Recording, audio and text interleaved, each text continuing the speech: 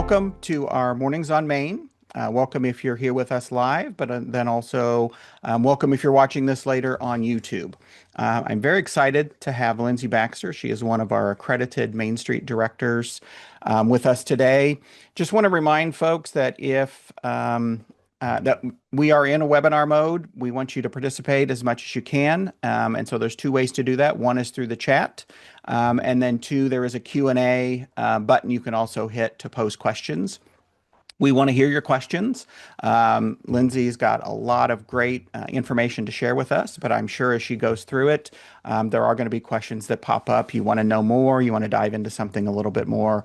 Please use those areas to submit those questions, and then I'll curate those with Lyndsey as we go through.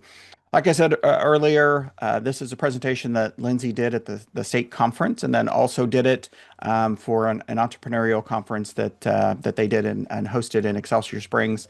It's right on target with how we should be looking at events in our Main Street programs, not just to have another event. I don't know why that screen says that because I changed it about 10 minutes ago. Anyway, we're going to go to this one then. Lyndsey's going to share about how to measure the impact of events, and that's what we should be doing. We're economic development organizations, and so when we're doing things, we should be measuring whether they're having the impact that we said we wanted them to have, whether it's attendance or fundraising dollars or supporting the small businesses within our Main Street districts. And so Lyndsey's going to talk about all of that. Lyndsey is the director of the Downtown Excelsior Partnership. She's been there 11 years and 4 months. She told me this morning. I wanted to confirm that. Born and raised in Excelsior Springs. But I'll let her tell the rest of her story. I know she went off to college and decided to come back.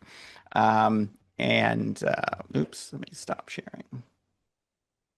Decided to come back to Excelsior Springs and became the third executive director for the Downtown Excelsior Partnership. So Lyndsey, I think we're ready for you to share your screen and get underway. For those of you that are numbers nerds, this is going to be very informational. For those of you that aren't numbers nerds, this is a great presentation to help you understand some of those simple and easy ways to measure the impact of the things that you do within your Main Street district. So Lyndsey, it's all yours. Okay, well, good morning, everyone. Thank you for joining in. I'm excited to share this. This is a presentation I'm pretty passionate about the work that we're going to talk about today. I believe that events should be more than just putting fun things on a calendar. We always want our events to move the needle for our downtowns, our communities. So we're going to kind of walk through some of the framework that DEP has implemented in Excelsior Springs, and how we've kind of tried to take our events from being just something that you do to actually turning them into true economic development strategies. So also, while we talk about this, like I'm hoping you'll be thinking in ways of, what are we already doing in our community that we can make it work harder for our communities. So about me, Keith gave a brief introduction and we'll keep it a little bit brief, but I'm the executive director of the Downtown Excelsior Partnership. I am also the executive director of our community improvement district in Excelsior Springs. 11 years, 4 months. I also sat on our county tourism board and on our local capital improvements and transportation department. Really passionate about events. I remember even whenever I interviewed that I said that's going to be my strongest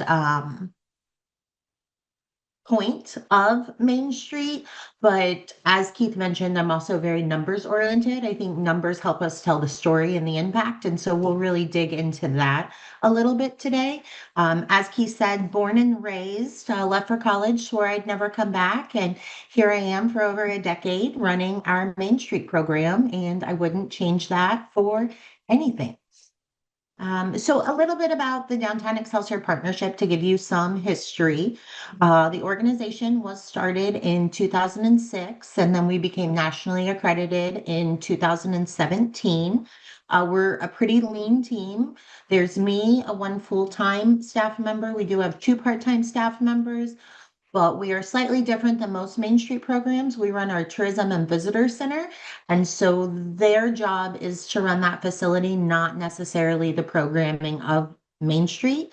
We have a board of seven plus a city liaison. But where we really shine is in our volunteer structure. We have nine active teams that help us execute everything that we do. Those nine volunteer teams last year alone dedicated over 11,000 volunteer hours to our program and helped us put on over 70 event days. Uh, it, it's so all of what these committees do, and when I say nine, it's very we have our core four that everyone has, but then we have expansions of our promotion committee, and we'll dig into why we have some of those a bit later. So why we're here today. Your events can fill a street or they can fuel a movement. You can fill it with vendors, you can bring in a crowd, but if your businesses don't see new customers, then what was the point of that event? Because at the end of the day, our job's not just to create activity, it's to create impact. And that looks like foot traffic into stores, sales at registers, people staying longer, people coming back. Um, Events can absolutely be your most powerful economic tool, but only if you treat them like that. So what we're going to talk about today is alignment of events, marketing of events. I'm going to share some case studies from Excelsior Springs. We're going to talk about how to successfully engage your businesses in the events. Want to talk a little bit about the finances, and then we're going to talk about how do we show the impact of the event we hosted. But before we move on, as I'm going through slides, if I end up sharing information that you have a question on at the time, go ahead and pop that in the chat so it's there when we go back. Don't want anybody to forget about any questions that they might have as we go through some of the materials. So why events matter? Um, we all got into this work, I'm assuming because we love the communities that we're in. And so, yes, we plan with our hearts. We love the energy, we love the excitement, we love the memories that events create. Um, they allow us to build a lot of things belonging to our community. But if we want to grow, we're going to have to measure those events with data because events also generate real dollars. Those dollars fund our organizations, they support our businesses, and then they also allow us to justify our existence with our city, county, state partners. So it's that emotional and economic combination. And when we can package those two things together, that's where we're really, truly able to show the magic of the events we're hosting. So from our perspective, one thing we learned is you need both. You need a mix of large scale and small scale style events. We plan both large destination events like our barbecue weekend that we'll talk about, but we also have several boutique ticketed events that have high ROIs. Um, and I'll be honest, like some of our smaller events outperform the big ones. They cost less to produce, they're creating stronger experiences, and those smaller scale events are structured to drive people directly into our small businesses. So I don't want you to ever get caught up in thinking that bigger is always better because oftentimes smaller can be smarter. So case study number one. So this is an event that our organization actually acquired. When we took it over, it had great bones. It had been in existence for 18 years locally, but it just wasn't quite reaching its fullest potential. It was very one-dimensional. People came in, they hosted a Kansas City barbecue contest competition, and then they left. And so we started thinking, how do we get people to stay longer? How do we get our businesses to appreciate this event? How do we increase our revenues without just increasing the attendance at the event? And because this event had been around for such a long time, it's often difficult to tell someone what they've been doing for 18 years doesn't work and you're going to change it. So it was a slow strategy. But we became very strategic in the improvements we decided to add to this. We we decided we needed to layer the experience. So originally it was Thursday teams came in, they took up our whole downtown, roads closed, and then you had to pay $5 to come into our district to not be able to taste the barbecue because of our health department standards. Stick around because we're going to have live music and fireworks on Friday night. And then Saturday is just competition day, and there's absolutely nothing to do for the attendee. So we were essentially shutting down the district. And when they started this event 18 years ago, it was okay because we were only impacting the five businesses that existed when we still had a 75% vacancy rate. Well, now in today's world, with only a 13% vacancy rate, we have the responsibility to take into consideration what we're doing to our businesses and their ability to generate revenue. And so we said, we've got to figure, if we're going to continue this event, we have to figure out how we can better program it and drive traffic to them while we have road closures in place. So we added things like a whiskey tasting. It's a ticketed event that drives people directly into the businesses on Friday night.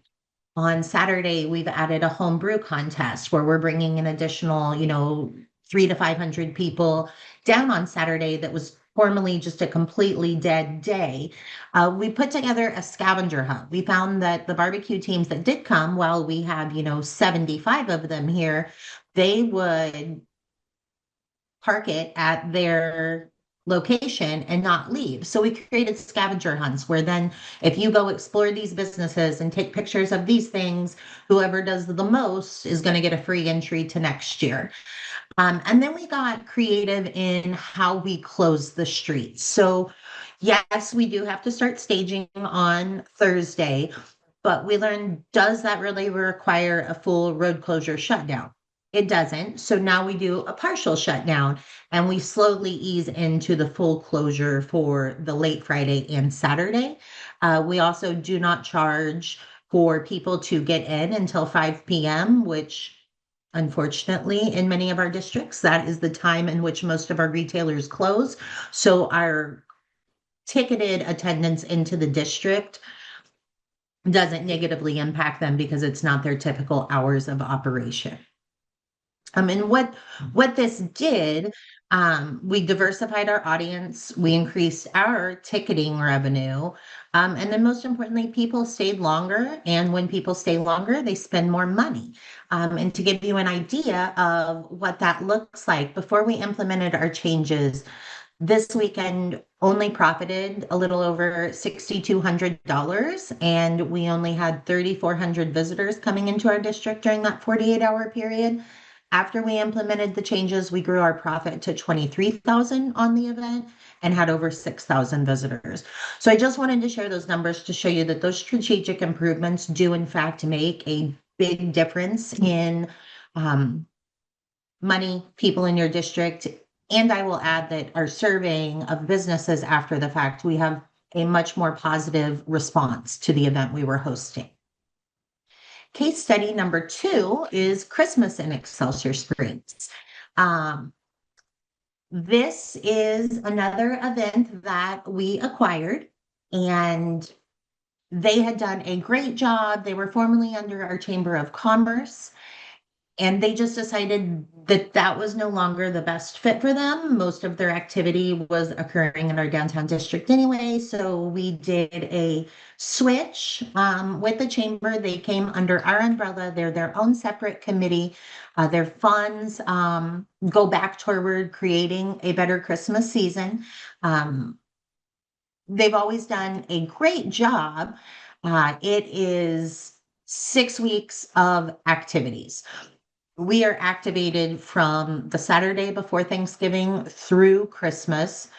So now instead of just like one touch point that we have during the Christmas season, we have multiple reasons for people to come back. Everything we do has been aligned with shopping, dining, and experiences. We layered it with sponsorships. We've partnered with tourism, and now it's not just an event, it's literally 6 weeks that are an economic driver. We have shopping events, we have children events. So rather than just throwing one big lighted parade that people come down, 10,000 people come downtown for the parade, and they're here for an hour before the parade happens, and then they leave. And we generally don't have a big economic impact from parades. Now we've programmed the entire day, the entire 6 weeks. So everybody's coming back, and we have truly and genuinely become a Christmas tradition. No matter if you want the kid event, if you want the parade event, if you want to see lights, if you want to look at trees, if you want to shop, if you want to drink, we've programmed to where we've layered everything to where everyone can find something to do in our district. Case study 3456, and it's because it's copy paste for us on a lot of these events. These are boutique events that are relatively low cost, but they have a very high reward. We have our chocolate tour, where chocolate is our attraction. We have Sippin' into Springtime and Which Way to the Wine, which is wine. And then we have cocktails and candy canes, where we do mixed drinks and Christmas style dessert tastings. Um, these are our most profitable events when we're looking at time spent, staff time, volunteer time, and then the cost coming in. They're budget friendly, they're easy for businesses to participate in, and they sell out every time. And that's because we have made these events well branded. We limit ticket sales and quantity. I'm going to stop on that one and make a point here. So we limit them not because it forces them to sell out, but we limit them. The maximum we go is 400 on chocolate tour, but we typically try and keep our events ticketed to 300 to 350. And the rationale for doing that, that is in line with the amount of participating locations that we often have. And you don't want to overpopulate your businesses, because then they're not able to make the meaningful connection or make the sale because there's too many people in their store at one time. You need to be very strategic in how many people you're putting in those locations. And then all of these events are very experience driven. Um, People don't want something that feels like unlimited access. They want something that feels special. And so that's what we have tried to do with all of these events. Lyndsey, we Uh, go back just a little bit on that one? Because not everybody sure. might know what a chocolate tour is. Would you kind of Okay. explain how that happens and what's the purpose and how you make money and those sorts Sure. of things? Go a little more detail into that. Because I know Ben and I, when we're out talking to communities, we do talk about some of these, but there are, I see from the list quite a few newer Main Street programs. They may not know what these are and how they operate. What's their purpose? Perfect. So these are all ticketed style events. DEP sells tickets to attendees, and then we have participating locations, typically anywhere from 20 to 30 will participate. And when the attendee purchases a ticket from us, it gives them access to go into each of these locations, and they will receive a chocolate sample, a wine sample, whatever the mechanism is for that event. The chocolate tour was our first boutique event, actually started back when Keith was still the director of DEP. And the rationale behind it was it takes place in February, and everybody knows outdoor shopping districts. So it's a little painful during that month of January, trying to get people out into the cold weather. So it's generating that foot traffic during a typically slow time in hopes that we're ringing cash registers. The We'll get into the business engagement a little bit later on how we do that and what it looks like for them, but all of that becomes a funding mechanism for our organization off of the ticket sales. And so a question popped up while you were talking about this, Lyndsey, about, and I was going to ask it too, the next three, Sipping into Spring, Which Way to Wine, and Cocktails and Candy Canes. How does the I get the chocolate part, each small business is responsible for getting their own treats, but how does it work with the alcohol on the others? Do they provide that as the small business owner? Does Downtown Excelsior Partnership provide it? How does that work and the legal pieces of it? So there are new, as of this year, Missouri has just come out with some new liquor state statutes. So that's changed things up and made it a little bit easier. But we charge a participation fee to participate in the wine or alcohol oriented events. And that allows us to cover the cost of licensing and purchasing the wine. But that is only paid by the businesses who do not possess a day-to-day retail by the drink liquor license. Those that have a retail liquor license do not pay the fee, and they are responsible for securing their own wine beverages. Um,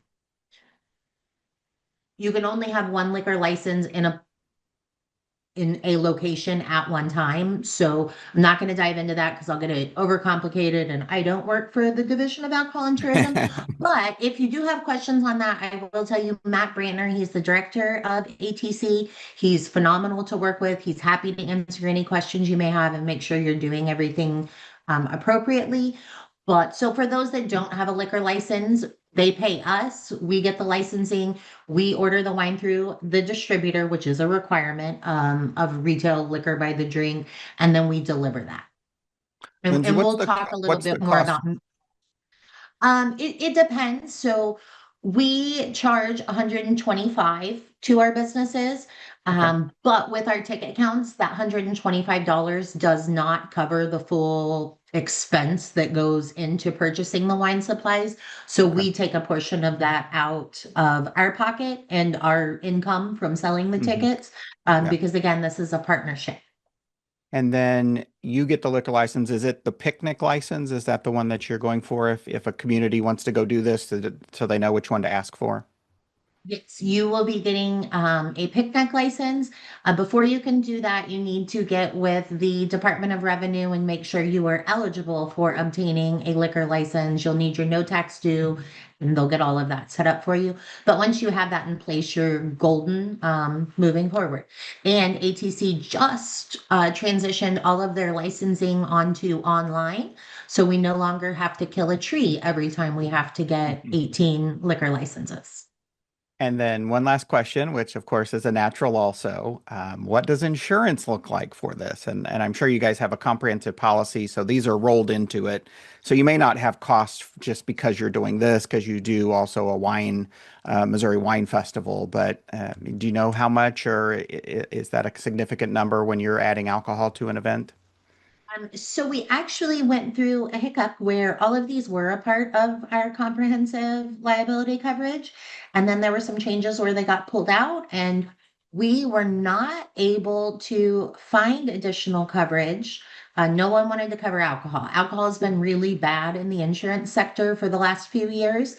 And so how we went about that for these tasting style events, typically all of your retailers are going to have a liquor liability component to their own liability insurance policies. And so what we ask for is for them to provide DEP as an additional insured on Gotcha. their application. Or excuse me, on their COI, they provide that to us. Some of them, it might cost them, $50. Some of them can get it for free. It just depends on what insurance brokerage they're with. So we've even shared that cost with the businesses on here, we'll pay half of whatever your cost is to obtain that to ensure that we're covered. On our larger scale events, those are not a part of our general liability package. However, depending on who you were with, they have the ability to quote that out to various brokerages. It's going to depend. So, like for our Christmas, our lighted Christmas parade and our drive-through lane of lights, I think our insurance coverage is like 1,800 for all of our Christmas activities. Our barbecue policy is about 1,200. Our wine festival coverage is 800. But I quote that out to multiple people every year. There's just like one day where I quote all of the events for the year. Great. Yeah, so I like that. That's good that the businesses participating are going to cover it because they're the ones dispensing it also, right? Um, Correct. Yeah. So there puts the liability on them and covered by their policy. That's great. Awesome. Thank you. Mhm.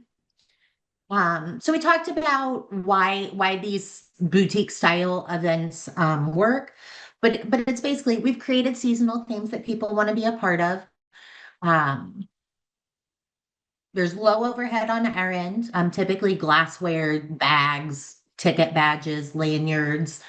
We've limited the attendance, so you've created that. We'll talk a little bit about FOMO in a little bit, but like the fear of missing out. Oh my goodness, like I can post like, oh, only 50 tickets left and guaranteed we're sold out within 3 hours because people are like, oh, I can't wait. I don't want to miss out on that. Um, and don't get disappointed or discouraged if you don't sell out your first time. We didn't either, but we've been doing these for enough years now that we've created a brand that people want to be a part of, and you will eventually get there. Um, and then these events also work and receive the business support because we're supporting shopping and dining. We're encouraging people to spend in our district while they're here. Excuse me. So real business impact. These events, I mean, we're having businesses report record days when we're having our tasting events. The businesses are saying like, oh my gosh, people had no idea I carried this. I sold so many of them. I can't wait for people to come back because I know they will. And it's allowing our businesses to develop loyalty as well as new reach. We are bringing people in that have never been to our community before, and they just fall in love with some of our spaces. So they're seeing new customers, we're ringing their cash registers, and I think we can all agree that retailers are happy when they're making money. So business engagement, you have to make it easy and you have to make it worth it to them. So our approach is simple. We're going to do the legwork and you make the sale. We handle the permits, we handle the marketing, we handle the logistics, we handle the delivery of the supplies, we handle all of the branding, everything about the event. It's their responsibility to provide a great experience to the attendees. Some of the incentives that we provide to them. You're going to be placed on the map. We're going to do marketing features on our website, on our blogs, on our social media, in the email blasts that go out. You're going to be getting all of this, great exposure that you wouldn't otherwise get from not participating in the event. What we have also learned is when businesses choose not to participate, they come back and say, I didn't have a single customer in on event day because you didn't participate. People will want to go to the people who are listed on their name badge because they know that they're going to get something out of that visit. So people really want to be a part of it. And we sell it to get the buy-in. You're not just supporting DEP when you're participating in these boutique events. You're supporting our entire district. You're supporting your neighbor. It takes all of us working together if we're going to succeed and create a place that people want to be a part of. But I think probably the most important part of that business engagement is the aftercare. And you have to follow up. It's so important. You have to thank them. We have to survey them. We have to share those results. And when we can do those things, that's how you're building that long-term buy-in. That's how you're sharing the story of your events with them. It's how they're learning the impact that these events are having and the positive impact that they have helped create in your district. So in the marketing portion of this, you have to tell the story of the events, and you want to do this from the beginning through your marketing and branding. When you're making posts about an event, everybody needs to know what event you're talking about. Create those short form videos. There's a whole bunch of different apps. We all have them. I've finally reached the age that I feel like I'm becoming technologically challenged. But with the TikTok videos, with the reels, there's all kinds of things. Create those. That's what people are engaging with. And with all of those videos, photos, branding, you're wanting to create that fear of missing out. People want to be a part of your event. They want to know that they're going to be having a great time. With your sponsor strategy for these events, the biggest thing I can tell you is let them experience the magic too. Uh, this allows you to turn one-time sponsors into repeat partners. We're not just selling a logo on our ticket badge or on our website or to social media posts. We're giving them tickets. We're giving them VIP access because we want them to come be a part of the event and see what a good time people are having and allow them to see what their dollars are helping support. Um, it allows them to better understand the value of their sponsorship, and they tend to come back. We have repeat customers who, I mean, our sponsors aren't waiting for me to send the email or the letter in the mail or pick up the phone and call. They're reaching out to me every year saying, hey, we want tickets to this event. So where do we send our annual sponsorships into? So make sure you package all of that around and make sure your model allows them to be a part of the good time. Um, as far as marketing goes, make sure you're geo-targeting your locations. What we market to may not be what you market to. Uh, we we're very intentional about who we want to bring to the district on which event. Is it locals? Is it day trippers? Is it people from 4 hours out? What's your target market? Who do you want to come? As you're building these out and starting them up, think about doing early discount codes. Buy one, get one, or whatever your promotion may be, just to really create that sense of urgency to purchase early. And then that'll allow you to make those pushes to sell out faster. And I can't urge this enough. Spend the money to get a professional photographer for your events because the photographs of your event are how you tell the story for the next year. It's how you show the good time that everyone had. Make sure you're also taking pictures of your businesses because that allows you to say this business participated and it makes them feel special. So spend the money, definitely get the photographer. I know we all have cell phones in our hand. I unfortunately had a photographer last Saturday cancel on me last minute. I had to become the photographer. They are not near as good as if we would have had the professional photographer show up. So yes, you can still take the pictures, but have the professional as well. Lyndsey, would you explain geo-target your locations? I don't even know that I understand what you're talking about there. Geographically target. So we know that, for instance, because we are very tourism oriented and focused, we know the targeted locations that the Missouri Division of Tourism Destination Marketing grant forces advertisers to market into. So we know that our DMO destination marketing organization, which is our county, is already spending in specific markets such as Des Moines, Wichita, Omaha. And so what we're doing is saying, okay, we've already had dollars there from Missouri saying, come to Missouri. Then we've already had dollars there from Clay County saying, hey, pick Clay County, visit Clay. So it makes sense for us to follow back up and say, hey, while you're looking at Clay, we'd also like you to look specifically at Excelsior Springs, and we have this event going on. Come see us. Okay, Uh, great. was that a Yeah, fair yeah. So you're targeting explanation? and paying for ads in those areas through social media, or maybe Yes. doing regular media buys in specific areas because you know they work. And I guess the opposite could be true too, is if you know those areas are already being taken care of, are there some markets we want to try to attract because we're not getting people, Correct. let's just say St. Joe for Excelsior's perspective. St. Joe, we're not getting much traffic there. So we're gonna target some advertising there and see what kind of responses we get. You do those sorts of things too? Absolutely. So we found that so we can't with those dollars, no one was marketing in the Columbia, Missouri area. And we thought that's a 2 hour I-70 quick trip to us. Let's start throwing dollars at it. And now we see a bubble of visitors coming from um, Columbia area. So yes, absolutely. It goes both Right. ways. Okay, thanks. Mhm. And that market's probably not the same for every event that you do. It's going to be different each time. Work with your marketing promotion committee to figure those markets out. Financial sustainability with events. Uh, create creative revenue streams. For us on those boutique style events, we have different ticket options. So maybe it's standard admission for 30, VIP for 40, and VIP plus a food experience for 55. So we've layered those. We've done themed raffles. We've sold merchandise. I caution you to be careful with merchandise. Don't ever put a date on it because you're going to get stuck with a whole bunch that you have to throw in a trash can. So be strategic there.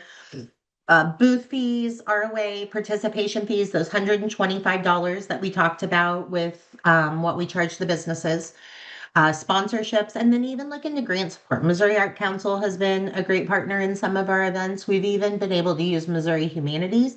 It's been a lot of years since we did an event that focused on that, but Missouri Art Council has been great.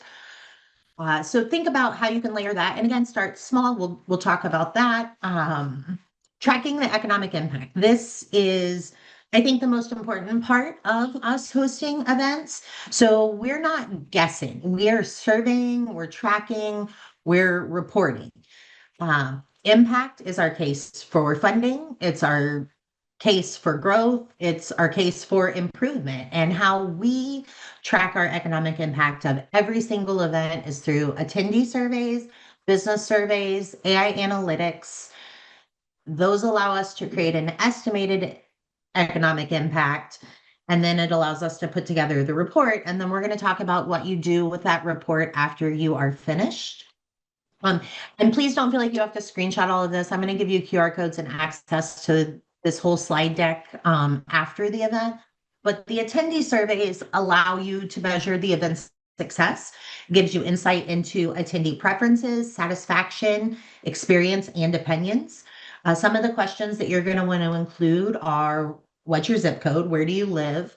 How did you rate the event overall? Then you're going to have aspects of the event that you want them to rate. You want to know how likely they are to attend it again. Most importantly, how much money did you spend while you were here? We ask that in increments rather than give us a dollar figure. We give them increments. You'll see what that looks like when I share a table in a few slides. How did you hear about it? That allows us to track which marketing spend we used worked, what's worth our time, where do we save money maybe next year, or where do we do better in marketing? We want them to tell us what their event highlight was. That makes them remember a good time, remember a positive experience. It also gives us great information that we can use saying, Stacy said she loved this about the event. You should attend next year. And then give us your overall feedback. Was there anything you felt could be improved? What did you like most? What did you not like? So then that allows us to look inside and say, okay, we heard this a few different times, so let's think about what that looks like during future events. In our business survey, that's allowing us to better learn our business's needs and expectations. And then we can create strategies for event improvements and continued success. So some of the questions we ask our businesses are, what was your level of satisfaction? We want to know your percent increase or decrease in sales. Some businesses don't want to tell you a number. So we do it in percentages for them. We want that compared to a normal Saturday, whatever your event day is, compared to a normal Saturday. And then we also want to know what your income increase, decrease was compared to the event in the previous year. How many of the total attendees came into your shop? Did it increase business awareness amongst new customers? We want to know what their highlight of their day was, because then we can say, Daphne at Willow loved the event for this. You should consider participating on the next event. We want their overall event feedback. We want their total expenses incurred, because we're going to issue them a tax donation receipt for the cost to participate. And then we want to know, this is the perfect opportunity. We already have them captured. Whatever your next event is, do you plan on participating in this event on this date? So that we're just crossing, that communication already off the list. It also allows us to say these businesses are already participating in Which Way to the Wine on October 24th. Do you want in? So then you're not creating that, lone business that doesn't know if they should or shouldn't. You already have a solid list of who's going to be there. Lyndsey, we had a question. You just answered them by sharing the survey, so that's perfect. That was the question. But of course, it's easy to send out the business survey because those are stakeholders within your district. How do you send the survey out to attendees? So depends on what your ticketing platform is. We started free and did all of our ticketing in-house through our PayPal. So we were able to capture email addresses that way. And then it was a manual spreadsheet entry. We've switched over to Eventbrite.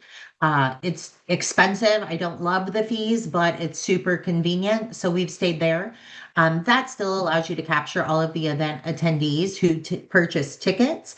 We also have the opportunity at the event. So, for instance, Stacy might have purchased 6 tickets, but now I only have one connection point with Stacy. So we also have an opportunity for all of the other 5 attendees in her group to leave us with their contact information so that we can manually add them. But we pull all of those from Eventbrite, upload them into our constant contact, and send out an email blast to all of the attendees after the event.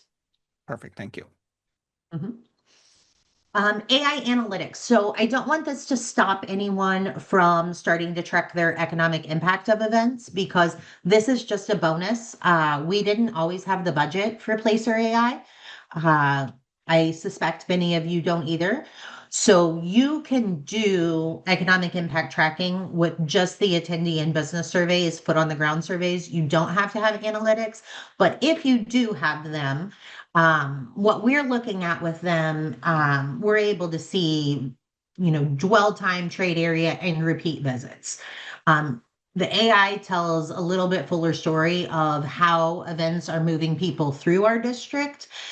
We look at the total number of visits, total number of visitors, average dwell time, hourly visits, length of stay, their journey while they were here, while they were in the district, as well as what they did before and after coming into the district. We get to look at demographics and their trade area. So estimated impact. This is not the most complex way to come up with a number, but it is a way that works. And where I would recommend you starting. So we take the spending patterns of event attendees, and then those have been sampled through our survey that how much did you spend piece. We average them and then we upscale them to the overall event population. So to give you an idea of what that looks like, you have this table, reported spending, how many responses, the average amount of that spend, upcycled attendance, and then that leads into your estimated spending. You add that estimated spending category together, and then that gives you your estimated economic impact of that event alone. Event reporting. So I think we can all agree, like we're all fighting for funds to support our cause, to support our mission. There's increasing pressure for accountability of our programs with respect to economic development and the impacts that we're making. So when we create these reports based off of this data, we're showing the return on investment to our cities, our partners, our sponsors. It also allows us to show effective uses and management of those public resources. It's effective in attracting new sponsors to be a part of our events. It engages existing partners and businesses while showing them this is the overall benefit of being a part of our activities.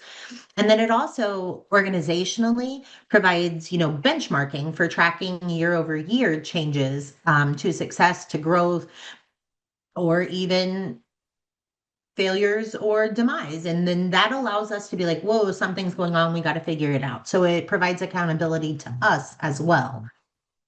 So after you've created those reports, like what do we do with it? And you don't keep them a secret. Report them, share them, use them to recruit, to motivate, to plan even better for next year.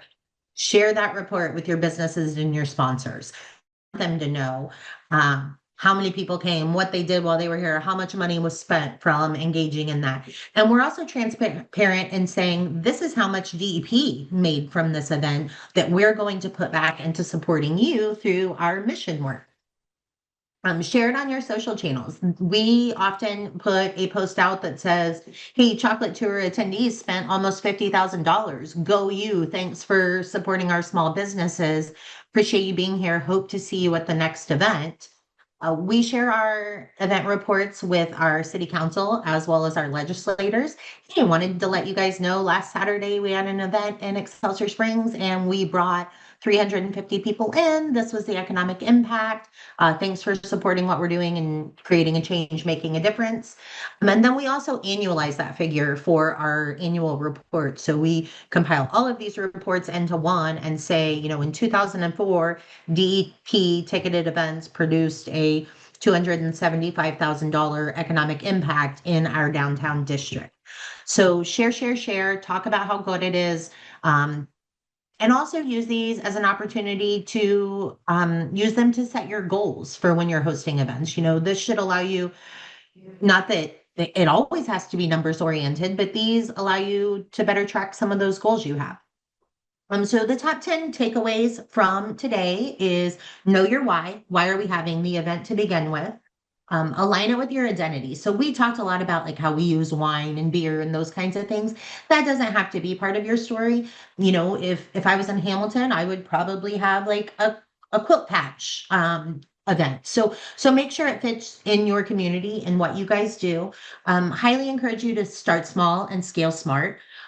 Just because you think it would be really cool to host a wine festival doesn't mean you should host a 3-day wine festival to begin with. Scale smart, because when you don't scale smart, it often sets you up for failure. Create experiences, not just events. Create something that is going to make people remember the day, the place. Add those event layers rather than having 27 events. Maybe we have one event and there's a bunch of different things a part of it. Get that business buy-in. You have to have your businesses as partners. Track and report everything. Evolve annually. Use these to become better, to become stronger. Appreciate your volunteers. We didn't talk a lot about that today, but none of these events happen without a ton of volunteer hours. So make sure to tell them how special they are and that it's because of them that these catalysts are even possible. And then always remember that events are a part of the bigger economic development strategy of our districts. And my big leave you with this today is events are more than just parties.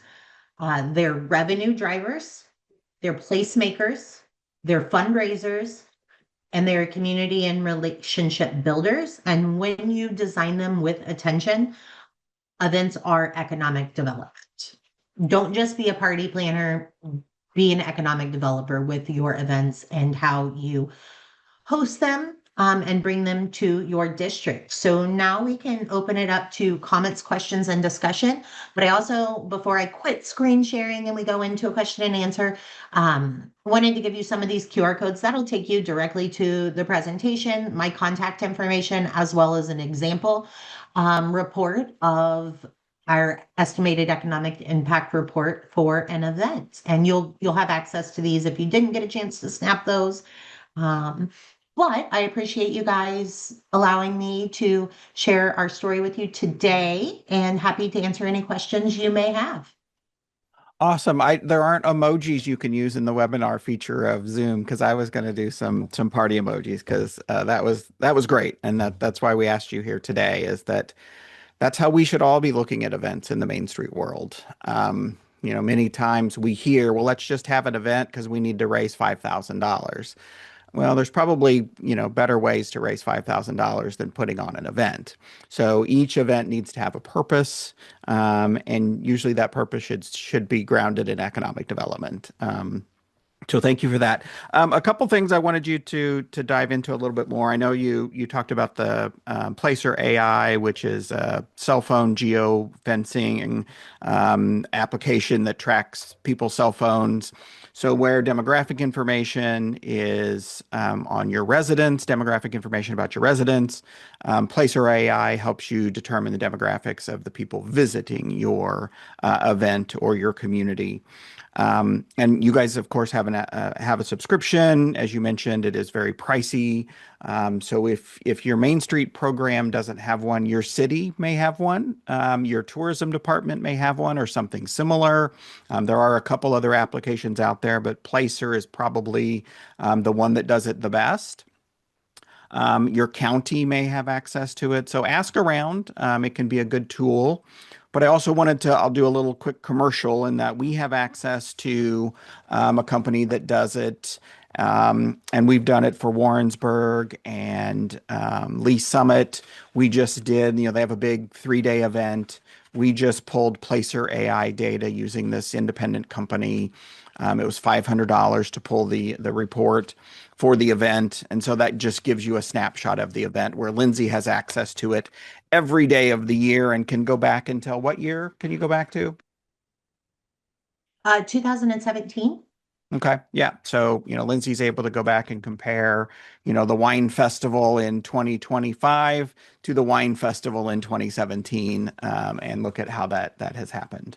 Um, so that's a good piece, but again, something that's not available. But if you want one report, we do have access to that.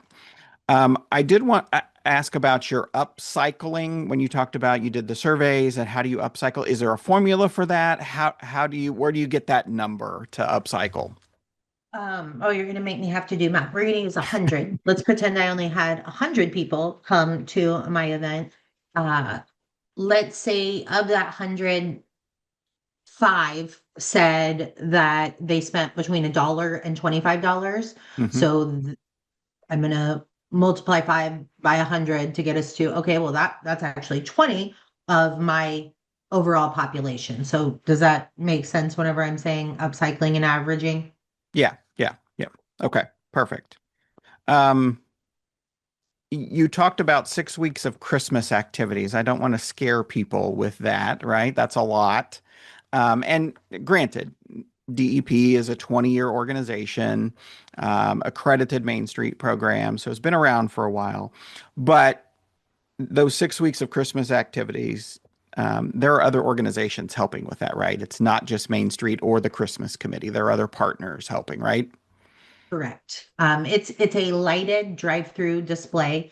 Um, Took years to get to where it is now, but each night of that, we partner with another nonprofit or children's sports organization to host a night at our Lane of Lights, and then we profit share the money generated and raised each evening. So tons of community partners. It's also part of the reason that we have that like 11,400 volunteer hours in a year, Mhm. because there's a lot of hands a part of that helping us make it a success each year.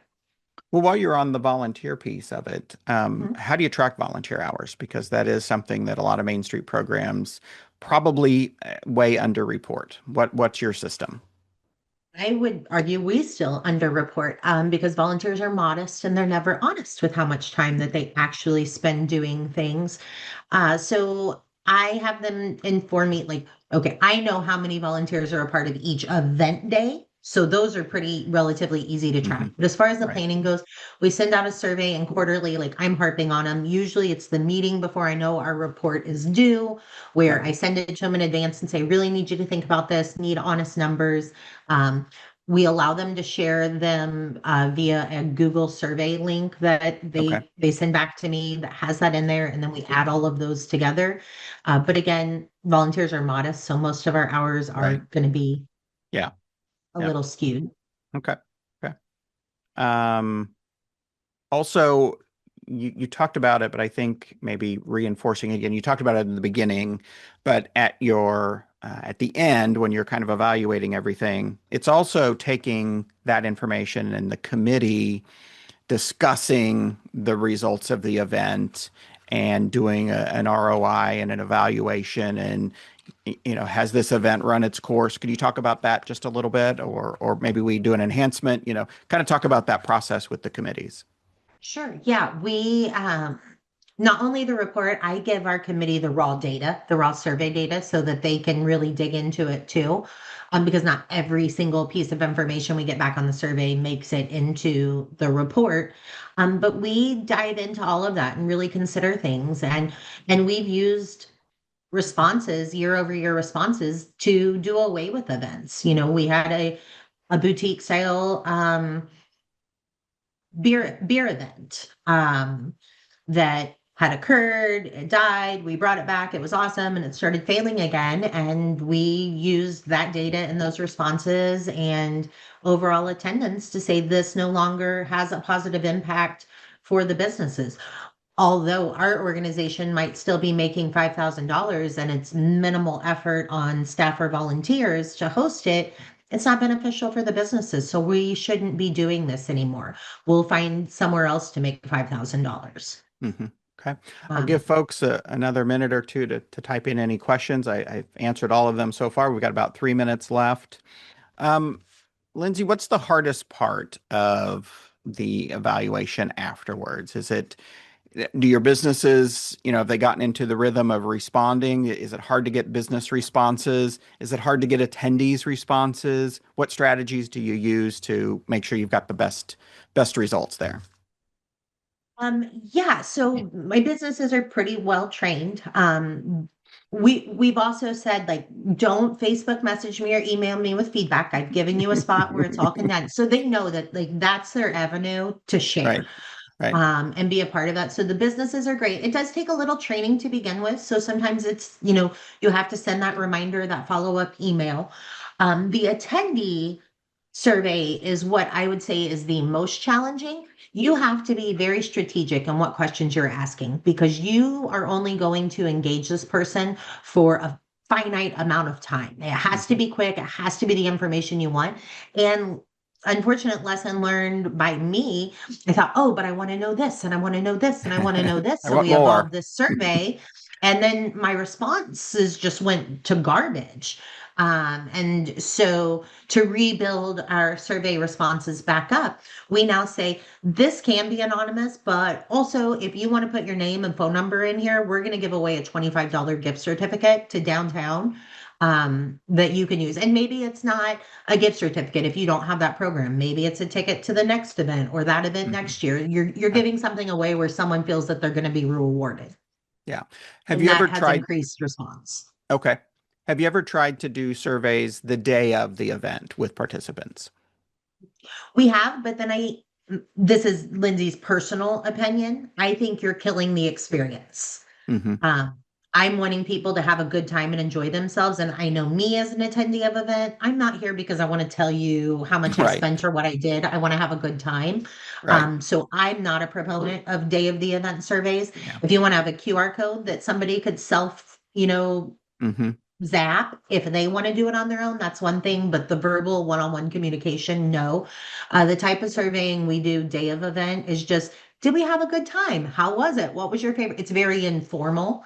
Okay. And we gather some feedback that way. I was going to ask too, do you put a QR code on, if it's a ticketed event or on the map for the survey that they can do later? Have you tried that? We don't because during that time, the QR code we're using is share your pictures with us. Okay. So that's the QR code that they get access to. Share your pictures, visit the map that has all of our businesses promoted, and then we can text. So sign up for us to be able to text you about future upcoming events. So we've already hit them with three Sure. Yep. levels. But if you're Yep. not hitting them with those different levels, absolutely, you could include a QR code. But you also, I would caution you, me thinking that out is I would be cautious to give them the survey to complete at that moment because God forbid they walk into one business who doesn't do a good job of creating a positive experience and then they go in and light up your survey, but then have a blast the Hmm. next 4 hours. Right. Um, so kind of I like letting them get through the whole day so that, Hmm. but you can do it either way. Good advice. And you guys have come such a long way. You mentioned that we did start the chocolate tour when I was the executive director.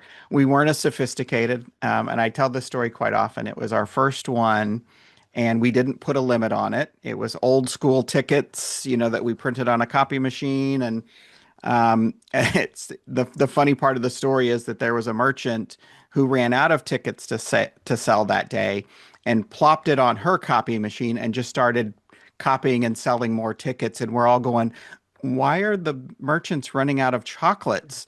It's because someone just started selling more tickets by just making more copies of them. So put a limit Yeah. on it.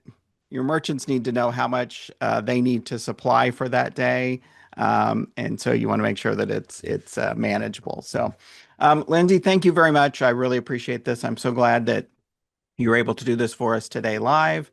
and that it will also be then archived in our YouTube library. So thank you very much. And thank you those who participated with us today.